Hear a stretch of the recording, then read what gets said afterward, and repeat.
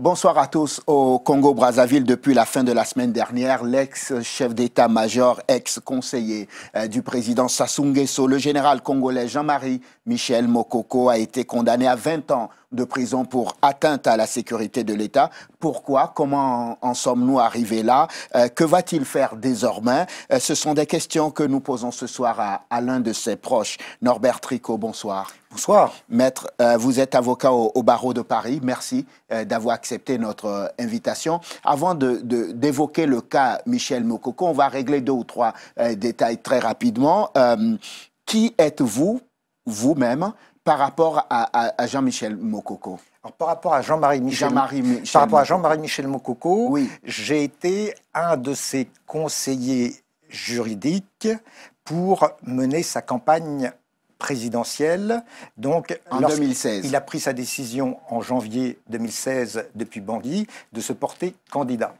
Donc, il m'a choisi parmi ses conseillers juridiques pour les aspects juridiques de sa campagne. Et donc, je l'ai accompagné depuis. Mais en réalité, je le suis depuis très longtemps, parce que je suis un défenseur des droits humains et des libertés démocratiques. Je travaille dans la plupart des pays d'Afrique francophone. Et en réalité, ça fait depuis 1990 que je suis la carrière du général Jean-Marie Michel Mokoko. Très brièvement, c'est même depuis septembre 1990, lorsqu'il y a eu la grande grève de la Confédération des syndicats congolais, le général Jean-Marie Michel Mokoko avait refusé d'exécuter les ordres du général Denis Sassou Nguesso, déjà président de la République à l'époque, qui demandait que les forces armées congolaises tirent sur les manifestants syndicaux désarmés. Le général avait refusé, il avait indiqué que le pays n'était pas apaisé et qu'il fallait aller vers une conférence nationale souveraine. Il a appuyé Monseigneur Ernest Combo, qui d'ailleurs avait dit c'est Jean-Marie Michel Mokoko qui représente l'avenir de la démocratie dans notre pays. Comme vous le savez, en 1991, s'est tenu sous la protection du général Jean-Marie Michel Mokoko, qui à l'époque était chef d'état-major des armées, la conférence nationale souveraine, qui a permis l'organisation d'élections libres. L'élection, et là, le général Denis Sassou Nguesso a perdu les élections. Le professeur Pascal Lissouba a été élu. Il était prévu de nouvelles élections en octobre 97 et le général Jean-Marie Michel Mokoko, et à l'époque j'avais décidé d'appuyer sa candidature s'il l'avait présentée, voulait se présenter à l'élection présidentielle d'octobre 1997. Mais comme vous le savez, le 5 juin 1997, le général Sassou Nguesso a fait son coup d'État contre le président élu Pascal Lissouba, avec une sanglante guerre civile, et le général Jean-Marie Michel Mokoko n'a pas pu se présenter à ces élections présidentielles. Mais il a continué à servir. Il a continué à servir, mais c'est un militaire républicain. Donc il a dit, avec cette atroce guerre civile, il y a eu trop de morts au Congo-Brazzaville, l'armée doit rester républicaine, il faut apaiser les choses, il faut changer le mode de fonctionnement des forces armées. Je veux conseiller pour que les forces armées se transportent en force de paix. Et progressivement, il a été promu par le général président Denis Sassou Nguesso, conseiller spécial du chef de l'État, et ensuite il a même été promu, y compris après la fameuse cassette de 2007 produite en 2009 et en 2013, on pourra y revenir. Il a ensuite été promu à la demande du général président Denis Sassou Nguesso, conseiller auprès de Mme Zouma au niveau de l'Union africaine, et auparavant il avait fait des missions de maintien de la paix en Côte d'Ivoire, puis dernièrement, jusqu'en janvier 2016, en République centrafricaine. Donc c'est un homme de paix qui a toujours fait des missions de paix. C'est ça que je voulais dire, et c'est pour ça que je le soutiens. Vous le soutenez, donc vous n'êtes pas officiellement, donc Brazzaville a raison de dire que vous n'êtes pas officiellement son avocat. Alors, Brazzaville a raison de dire que mes 3 confrères du barreau de Paris, mes 2 autres confrères du barreau de Paris et moi, nous ne sommes pas constitués à Brazzaville, parce que nous avons déjà 4 confrères qui sont constitués du barreau de Brazzaville, et qu'il n'était inutile qu'on se constitue, puisque notre client nous avait demandé de ne pas cautionner le simulacre de procès qui aurait lieu, puisque déjà l'instruction préalable sur 22 mois n'avait pas été équitable. Donc il n'était pas la peine qu'on se constitue, parce que de toute façon, si on s'était constitué et qu'on nous avait accordé le visa, ce qui n'était même pas sûr, on serait venu à Brazzaville pour garder le silence comme nos 4 autres confrères. Donc il n'était pas nécessaire qu'on se constitue. De quelle légitimité vous prévalez-vous alors pour parler au nom du général Mokoko?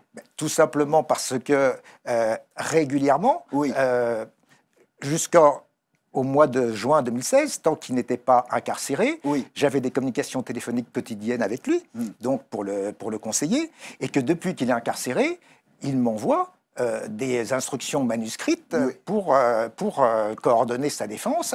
Et avec mes 2 autres confrères parisiens et mes 4 autres confrères de Brazzaville, nous nous concertons pour respecter les instructions de notre client. Oui. Un avocat n'est qu'un conseil, c'est le client qui décide. Oui. Et nous suivons scrupuleusement les instructions du général Jean-Marie Michel Moukoko, notre client. On va en revenir à ce procès, maître. Il y a 7 co-accusés. Dans ce procès, on n'en parle pas beaucoup, mais il y en a 7 condamnés à la même peine par contumace. Il y a 6 Français et 1 Congolais. Alors, vous-même, vous avez failli être dans les personnes qui auraient dû être condamnées, non? C'est parfaitement exact, parce que dès le 4 mars 2016, Oui. jour anniversaire de l'explosion de Pila, mais aussi jour officiel de la campagne électorale pour l'élection présidentielle anticipée et truquée du 20 mars 2016. Pourquoi dès vous le dites truqué? Truqué, ça on va y revenir, je vais vous le préciser, mais je voulais dire que dès le 4 mars 2016, le domicile du général Jean-Marie Michel Moukoko a été perquisitionné par la police politique DGST pour soi-disant trouver des armes. Ils n'ont trouvé que du matériel électoral et on a voulu l'empêcher de mener campagne. Donc on est vraiment dans une situation où, dès le départ, il y a un candidat qui gêne et qu'on veut, par tous les moyens, empêcher de parler. Alors, vous me posez pourquoi je parle de truqué. Tout simplement, comme vous le savez, le 20 mars 2016, il y a eu coupure donc de l'Internet, coupure du signal de Radio France Internationale et d'autres c'est pas Radio France qui vote, c'est pas Internet qui vote. Vous avez parfaitement raison.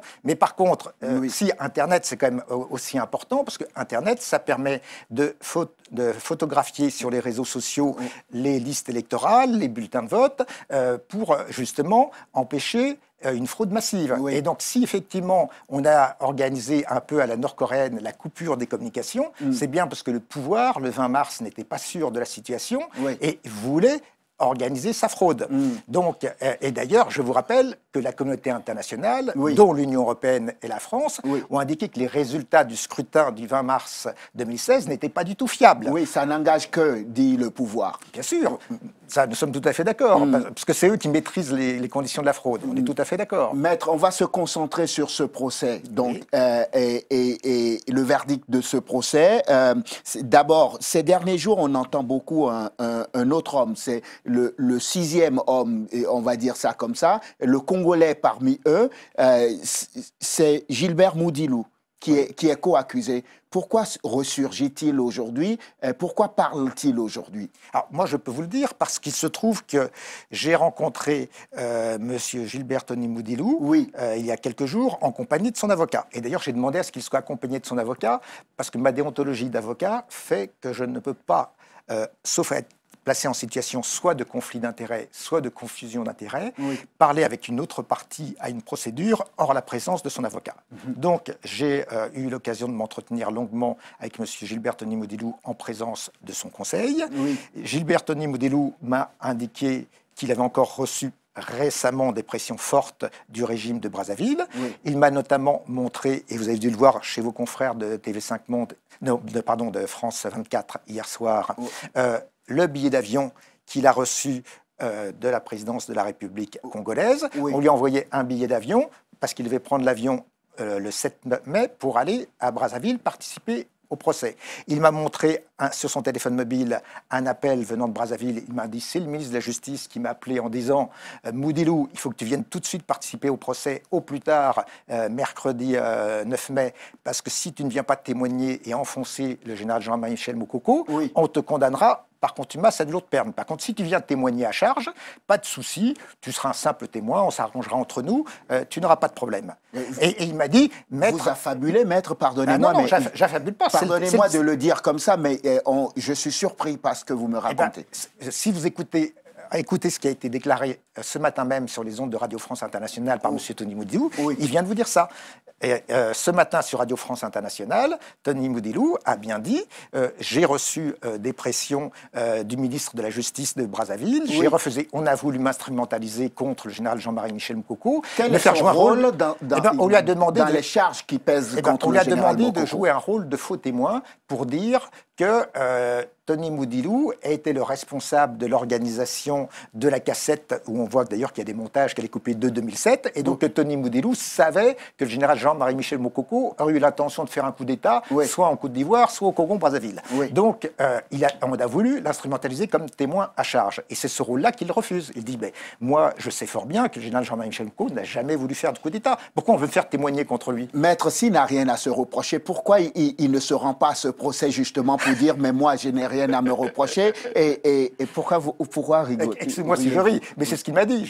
Il m'a dit, si je vais là-bas, je ne suis plus en sécurité. Il m'a dit, je ne veux pas finir comme le colonel Marcel Ntsourou, empoisonné à la maison d'arrêt de Brazzaville. Donc il m'a dit, moi, j'ai peur pour ma sécurité. Et maintenant, il est très inquiet pour sa propre sécurité. Il m'a encore dit, je l'ai encore eu ce matin, il m'a téléphoné. Il m'a dit, je viens de recevoir à l'instant, maître, un appel du directeur de cabinet du ministre de la Justice à Brazzaville, qui m'a dit, pourquoi tu as fait ces déclarations sur France 24 et sur RFI? Ça nous met en difficulté, c'est grave pour toi, tu vas devoir assumer les conséquences de tes paroles. Il m'a dit, maître, je me sens menacé. J'ai dit, voyez avec votre avocat, c'est maintenant à votre avocat de solliciter de M.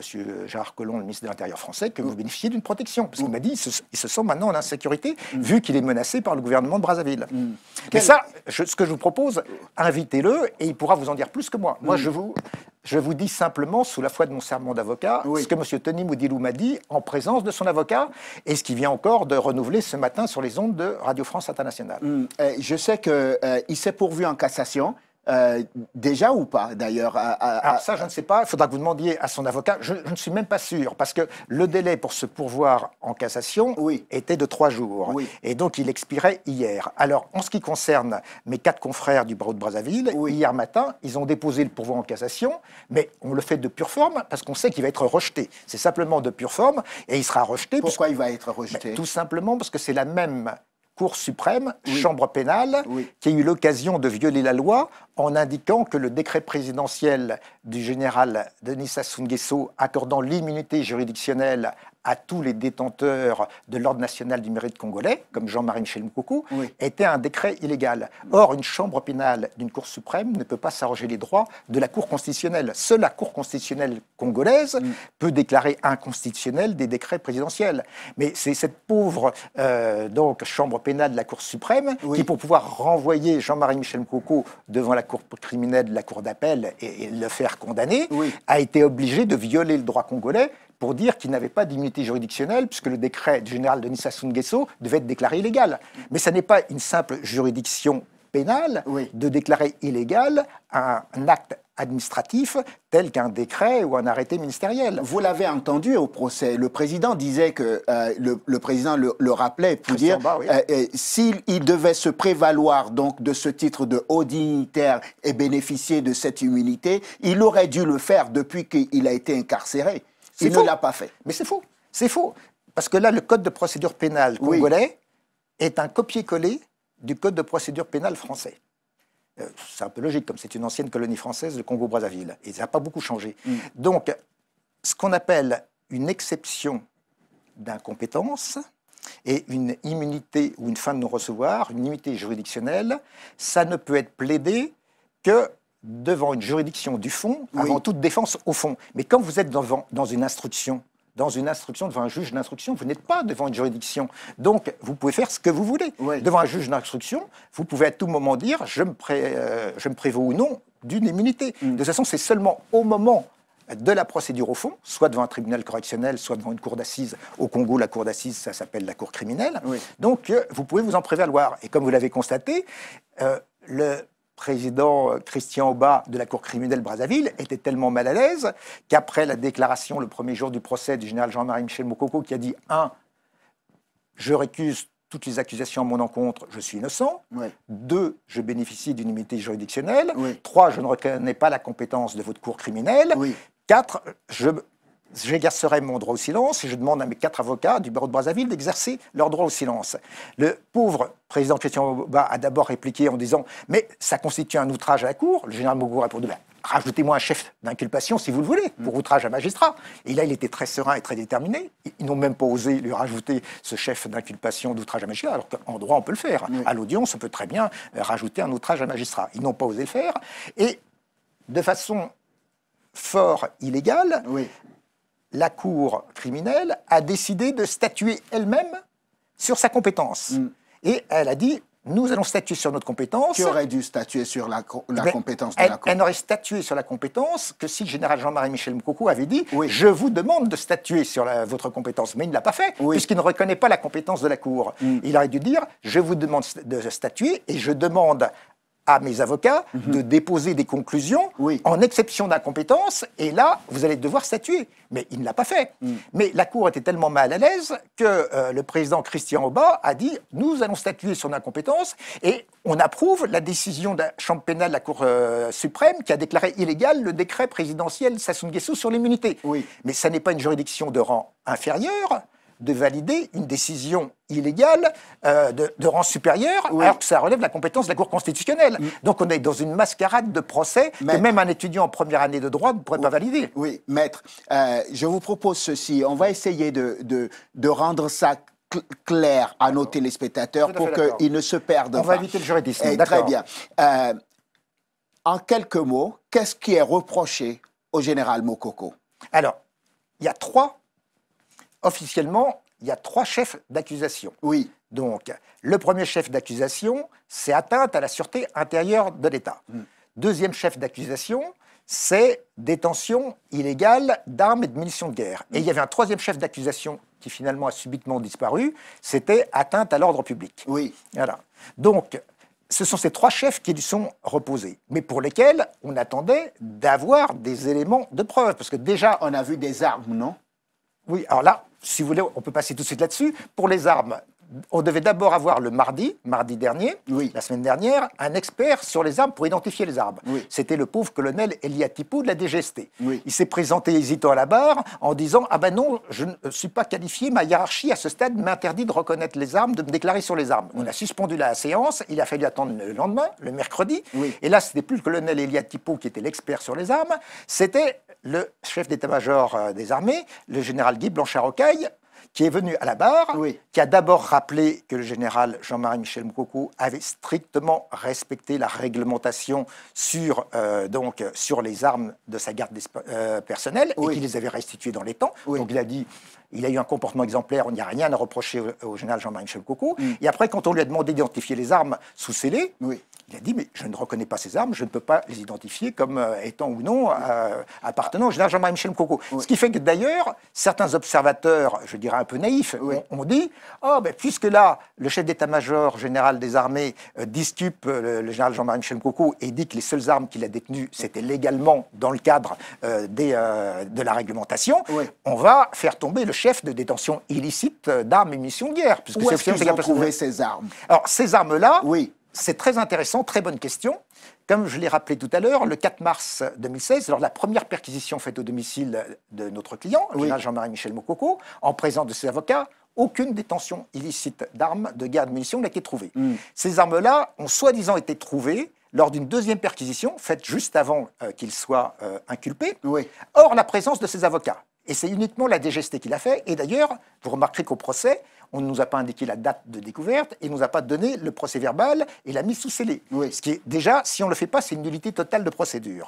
Donc, c'est dommage. Nous, il y avait un témoin qu'on aurait voulu faire parler, mais malheureusement, il est décédé. C'est le colonel Bacala de la DGST, Oui. qui, lui, avait déclaré à plusieurs reprises « Nous avons reçu instruction d'aller déposer des armes au domicile du général Jean-Marie Michel Mokoko. » Il l'a dit devant plusieurs témoins. Oui. Et donc, on connaît les méthodes du régime. Et c'est pour ça qu'il n'y a que des vices de procédure. Il ne peut pas avoir des scellés véritables, il ne peut pas y avoir donc des dates précises de perquisition. De toute façon, une perquisition qui est faite au domicile d'un suspect ou d'un prévenu, si elle est faite hors la présence de l'individu et de ses avocats, elle est nulle de plein droit. Maître, donc déjà, ça, c'est totalement nul. Au témoin d'un doute, les vices de procédure ne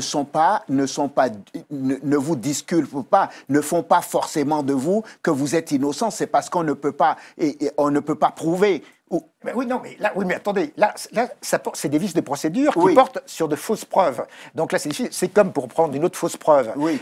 On a eu ensuite le colonel Elie Atipo, toujours mercredi dernier, qui ce coup-ci n'était plus expert en armement, mais il était expert en écoute téléphonique. Il a dit, là, nous avons eu des écoutes téléphoniques, nous avons pu écouter sur le téléphone satellite Thuraya du général Jean-Marie Michel Moukoko des entretiens qu'il aurait eu avec des mercenaires français basés au Gabon, et ensuite nous avons entendu que ces mercenaires français ont eu des entretiens avec le pasteur Ntoumi. Est-ce qu'ils ont produit et justement, voilà, bonne question. Nous, déjà, mes confrères de Brazzaville, dans le cas de l'instruction, avaient dit, puisque vous parlez d'écoute téléphonique, on aimerait bien les entendre. Et là, au procès, on s'attendait, puisqu'ils sont 6 sur 2, qu'ils nous fassent écouter les fameux entretiens téléphoniques. On va reconnaître la voix de Jean-Marie Michel Moukoko, on va voir reconnaître la voix du pasteur Ntoumi, elles sont très facilement identifiables. Et non, ils n'ont pas produit ces écoutes téléphoniques, tout simplement parce que, effectivement, elles n'existent pas. Et que tout ça sont des fausses accusations. Et je dirais... et c'est l'avantage du fait qu'aucun des co-accusés n'a été présent. D'ailleurs, ils ne voulaient pas qu'ils soient présents parce que ça va faciliter les témoignages. Et là aussi, dans les vices de procédure, je voudrais indiquer, je me suis par exemple entretenu longuement avec mon confrère, maître Sylvain Maillère du barreau de Paris, qui figure parmi les co-accusés français. Il m'a dit, cher confrère, je n'ai jamais reçu, depuis le début de la procédure, une convocation devant le juge d'instruction, qui est censé m'avoir inculpé. Je n'ai jamais reçu de commission rogatoire internationale de la part d'un juge d'instruction congolais à un juge d'instruction français, que je sois entendu. Jamais le bâtonnier de Paris n'a reçu d'éléments sur ma procédure. Je n'ai jamais reçu de citation à parquet. Je n'ai jamais reçu de mandat d'arrêt international. Donc, qu'est-ce que c'est que cette procédure congolaise où, moi, il n'y a aucun acte de procédure contre moi et je viens d'apprendre que je suis condamné à 20 ans de prison. C'est n'importe quoi. Et Tony Mundilou m'a dit la même chose, je n'ai rien reçu comme acte. Comme vous le savez, un des co-accusés français qui résidait au Gabon, M. Éric Bérard-Dingo, a envoyé à M. Christian Aubat, président de la Cour criminelle, un courrier avec une attestation de témoignage en justice signée et la copie de son passeport, indiquant, moi, Éric Bérard-Dingo, en 2016, j'étais emprisonné au Gabon, les policiers gabonais m'ont torturé, ils m'ont fait signer sous la contrainte un procès-verbal disant que je voulais déstabiliser le Congo-Brazzaville voisin et que je connaissais le général Jean-Marie Michel Moukoko. Maintenant que moi, Éric Bérard-Dingo, je suis libre et revenu en Europe, je déclare que ces aveux m'ont été arrachés sous la torture. Je n'ai jamais voulu déstabiliser le Congo-Brazzaville. Et je ne connais pas le général Jean-Marie Michel Moukoko. Mais c'est facile à établir. Il n'y a jamais eu de communication entre le général Jean-Marie Michel Moukoko et ce monsieur. Et tous les... L'avantage, on pourra l'établir. Et puis en plus, c'est d'autant plus facile à établir que, je dirais, excusez-moi, mais les hommes de main de M. Sassou Nguesso sont des bras cassés. Ils osent dire, le téléphone Thuraya de Jean-Marie Michel Moukoko a été écouté. Mais il se trouve que depuis le mois de février 2016, depuis qu'il a décidé de venir le 9 février à Brazzaville faire sa campagne électorale, le général Jean-Marie Michel Moukoko avait rendu son téléphone satellite Thuraya à l'Union africaine, parce que c'était son téléphone professionnel, il s'était mis en disponibilité. Donc, à compter du 9 février 2016, il n'avait plus de téléphone satellite Thuraya. Donc, ce qu'ils peuvent avoir écouté... Il a pu en acquérir lui-même secrètement. Mais non. Et en plus, il n'avait pas les moyens, ça coûte cher et c'est facilement traçable. Donc il n'allait pas faire ça. Lui s'est concentré sur sa campagne électorale. Donc, voilà, vouloir l'accuser. Comme on va avoir les témoignages des autres co-accusés, qui tous, même, je vous dirais, un autre co-accusé qui a été cité aussi par l'accusation donc mercredi dernier. Il était indiqué qu'il s'agit d'un dangereux mercenaire qui téléphonait donc au général Jean-Marie Michel Moukoko. Étrangement, finalement, il n'a pas été inculpé. Mais il est cité comme étant susceptible d'être un témoin à charge. Je me suis entretenu avec cette personne qui m'a dit, mais attendez, moi, j'ai jamais été mercenaire, je viens de prendre ma retraite, j'ai travaillé pendant plusieurs dizaines d'années au Congo-Brazzaville dans le secteur financier, j'ai jamais eu d'activité de mercenaire. Pourquoi on dit que j'ai des entretiens il finançait Jean-Marie Michel Moukoko. C'est un retraité qui n'a pas beaucoup d'argent, il n'aurait pas les moyens de financer ça. Donc vous voyez ce que je veux dire. Toutes les accusations de la dictature sont traitées. De fait, si vous me permettez juste brièvement, on est un peu dans la même caricature de ce qui s'était passé pour les procès des disparus du Beach. Le régime Sassou Nguesso avait organisé un faux procès à Brazzaville pour se dédouaner de toute responsabilité, et il a fallu que l'Organisation congolaise des droits de l'homme, la Fédération internationale des droits de l'homme, décide de porter l'affaire devant une juridiction française, pour que là, on puisse avancer. Et je vous dirais, aujourd'hui, nous sommes le mardi 15 mai. Oui. C'est l'ouverture du procès du général Norbert Dabira, Oui. lui aussi accusé d'atteinte à la sûreté intérieure de l'État. Oui. Et je vous rappelle que le général Norbert Dabira est aussi un des témoins pour la procédure des disparus du Beach en France. Donc là, le régime Sassou Nguesso est en train de vouloir faire disparaître un des témoins sur l'affaire des disparus du Beach. On ne va pas ouvrir ce dossier-là, mais on va finir avec le général. Rassemblons nos idées. Oui. Donc vous dites que, au fond, finalement, c'était un faux procès. Oui. Il n'y avait pas de preuves contre le général. Il a été condamné donc à 20 ans. Pourquoi alors? Tout simplement parce qu'il a commis un crime de lèse-majesté. Le général Jean-Marie Michel Mokoko, comme vous le savez, est originaire de Makwa, dans le Nord. Oui. C'est un homme du Nord. Il avait déjà, au mois d'octobre 2015, contesté le passage en force du général Denis Sassou Nguesso, qui a violé la Constitution, organisé un pseudo-référendum constitutionnel pour pouvoir se représenter. Oui. Il avait contesté ça en disant que ça n'était pas démocratique et qu'il fallait une alternance démocratique et qu'après une trentaine d'années de pouvoir Sassou, il fallait changer. Oui. Et ensuite, il s'est déclaré candidat à l'élection présidentielle. Donc on lui reproche ça et surtout on lui reproche d'avoir organisé les meetings les plus populaires. Tous les journalistes du monde entier ont filmé, ont participé. Les meetings de campagne électorale de Jean-Marie Michel Mokoko à Pointe-Noire, à Brazzaville, oui. ont réuni des centaines de milliers de personnes. Alors que le Congo, c'est un petit pays de 4 millions d'habitants. On n'avait jamais vu ça dans toute l'histoire du pays. Il a fait une campagne où il a été le candidat le plus populaire. Oui, mais il n'a pas été le seul. Il est même arrivé 3e. Enfin, ça, c'est dans les résultats officiels. Comme vous le savez, ce qui lui est reproché, c'est qu'a priori, il existe une très forte présomption. Et nous, tous les dépouillements de vote dont nous disposons montrent qu'il était arrivé en tête. Mais ça c'est un débat sur la fraude électorale. Qu'est-ce qu'il va faire désormais après cette condamnation, 20 ans, et c'est un homme qui a déjà 71 ans, qu'est-ce qu'il va faire? Alors, ça fait depuis longtemps, de fait, ça fait depuis le 16 juin 2016, date de son inculpation et incarcération, qu'il savait qu'il se retrouverait en détention prolongée illégale et qu'il était voué à être condamné, pour que justement, il ne puisse plus être candidat aux prochaines élections présidentielles. Donc il s'est déjà préparé à cette perspective. Et il avait déjà en tête la condamnation du président Nelson Mandela et la condamnation du professeur Alpha Condé. Et il m'avait déjà dit, avant même de partir devant le juge d'instruction et la maison d'arrêt de Brazzaville, comme Nelson Mandela, je serai emprisonné durablement, mais je finirai par sortir de prison pour participer à l'alternance démocratique et pacifique et la libération de mon pays, le Congo. Il se rêve d'un destin à la Mandela. Et ce n'est pas obligatoirement un destin à la Mandela. Il se rêve d'un destin comme facilitateur de l'alternance démocratique et pacifique au Congo. Ça n'est pas un projet personnel, il n'a pas d'ambition personnelle. Il a même dit plusieurs fois, je préfère mourir pour mon pays que de trahir la confiance des électeurs congolais et de salir mon honneur. C'est pour ça qu'il a toujours dit, je refuse les pressions qu'on m'a faites pour accepter de reconnaître le hold-up électoral du général Denis Sassou Nguesso. Lui, il se tourne vers l'avenir et place aux générations futures congolaises. Maître, est-ce qu'une grâce et un exil sont des choses possibles?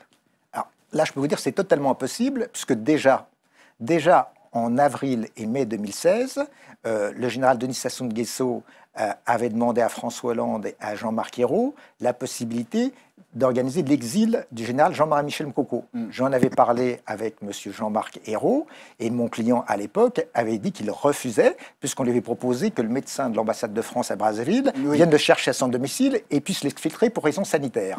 Il avait refusé d'être exfiltré et exilé. Il a dit que tant qu'il y aura un seul de mes compatriotes, notamment de Le Poule, qui sera victime de bombardements et de massacres injustes, il n'est pas question que je fuis mon pays. Donc il refuse l'exil. Comme il l'a indiqué dans sa lettre du 8 mars, il refuse une grâce parce qu'il ne peut pas accepter d'être gracié alors qu'il est innocent. On gracie les condamnés, mais lui est innocent.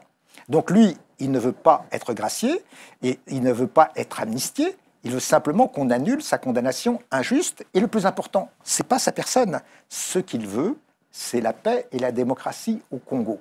Donc, c'est ça qui l'importe. Donc, la lutte continue. La lutte continue. Norbert Tricot, merci. Merci. Avocat au barreau de Paris, proche du général Jean-Marie Michel Mokoko, qui a été condamné à 20 ans de prison au Congo-Brazzaville pour atteinte à la sécurité de l'État. Merci d'être venu partager avec nous votre part de vérité dans ce dossier. Merci à vous. Merci à vous de nous avoir suivis. Je vous souhaite de passer une excellente suite de programmes. Évidemment, sur Télé Sud, on se retrouve demain pour un nouveau numéro de l'entretien du jour. D'ici là, portez-vous bien. À demain.